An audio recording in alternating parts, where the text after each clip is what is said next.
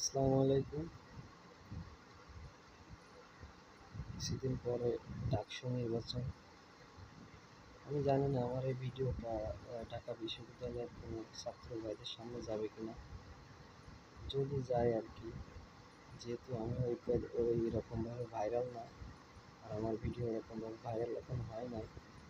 যদি একজন ছাত্র ভাইয়ের সামনে যায়, তাকে উদ্দেশ্য করে বলছি, আপনার ভোট আপনি খুবই চিন্তা ভাবনা করে দিবেন, বুঝছেন? কারণ এতদিন আপনারা যে নির্যাতন সয়ে আসছেন, সেম নির্যাতন যদি আবার আপনাদের মাঝে আসে, তাইলে এই কষ্ট করে কী লাভ হলো? সো আপনারা আপনাদের ভোটটা চিন্তা ভাবনা করে দিবেন, বিবেক দিয়ে দিবেন। কারণ আল্লাহ তাআলা মানুষকে সুন্দর একটা বিবেক দিয়েছে, এই বিবেকটাকে কাজে লাগান।